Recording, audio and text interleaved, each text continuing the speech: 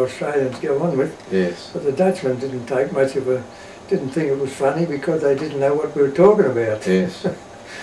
but Douglas, he rang me.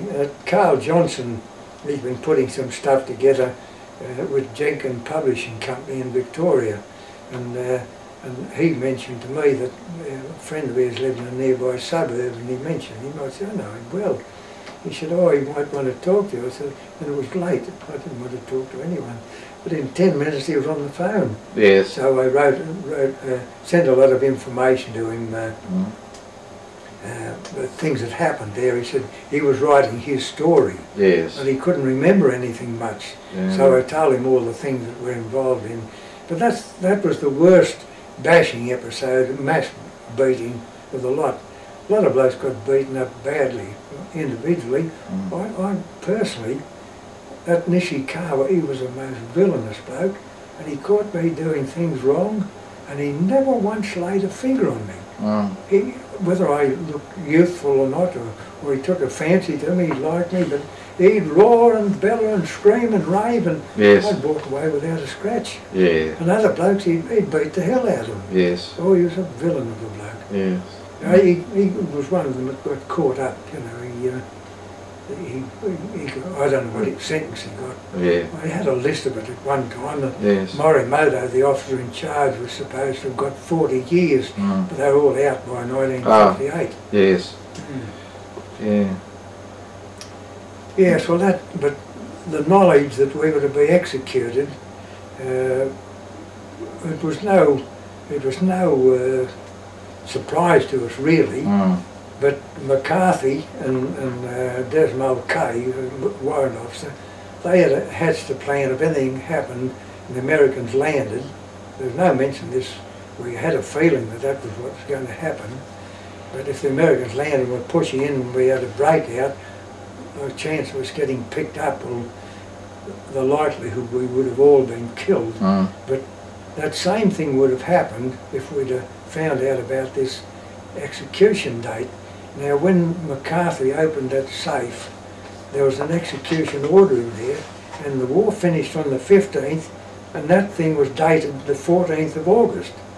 Now, they must have got a message not to do anything during that peace terms talk, when they were talking over peace terms. That's the only thing we can work it out, because that was one of the documents that he got. Yes. And of course, we built the big trench we dug.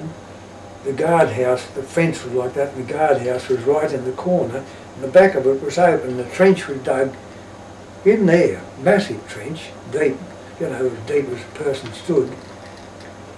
And the only way into it was through this guardhouse. And when we got thinking about it, it was the only way they could get us, you know, was poke us through here like sheep through a race, and into there. And they'd stack drums of fuel all on the top of it. Yes. They were there already, and we realised after that was it. That was and no trace to be left. Yes. That was all the orders finished like that. No trace to be left. Yes. So that was the lucky break. But the worst beating was that 7 hours at Takatoa-Mishi. Yes.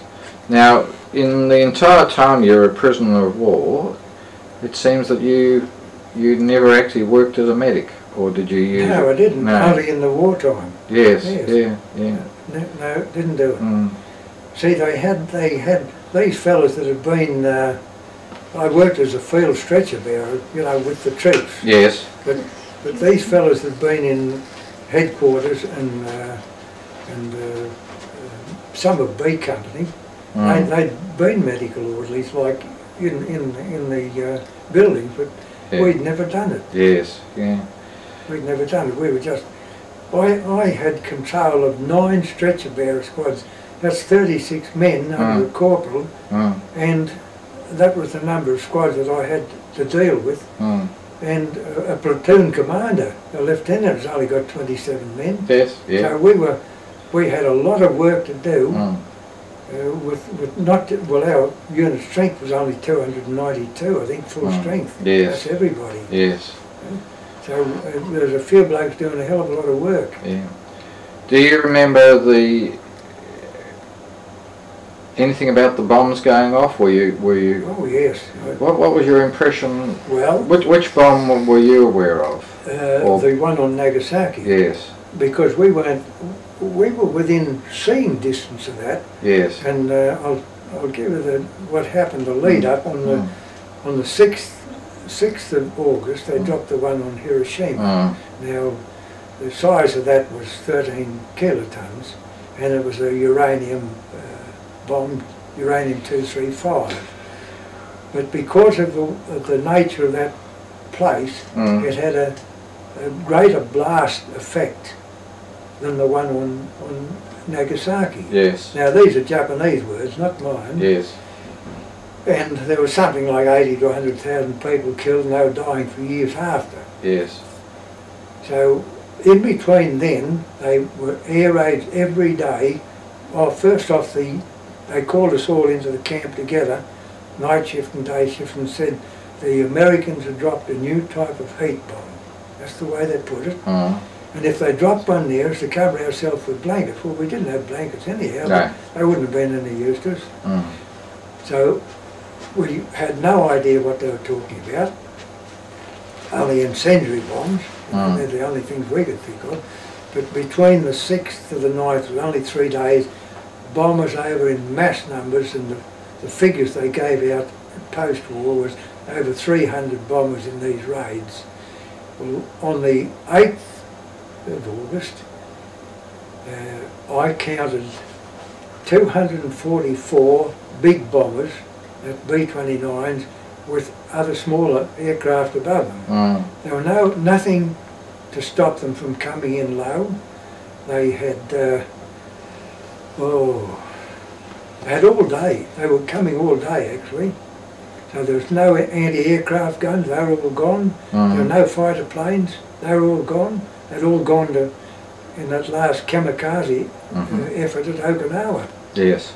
So that happened. Then the next day, because I'd lost my sight in the mine, I'd gone out into the garden to work, and we were eating sweet potato tops, little tomatoes, and all that small stuff. Anything, chilies, anything what we thought was food we ate, and in no time my eyesight came back. Yes. It was a malnutrition thing. Yes. Yeah.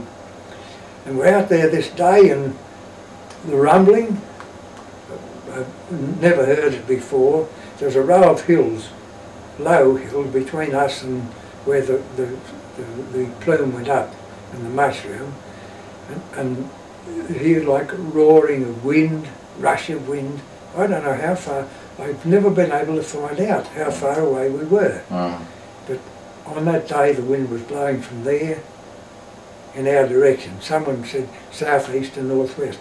I don't know whether that was the case or not, but I quoted that anyhow.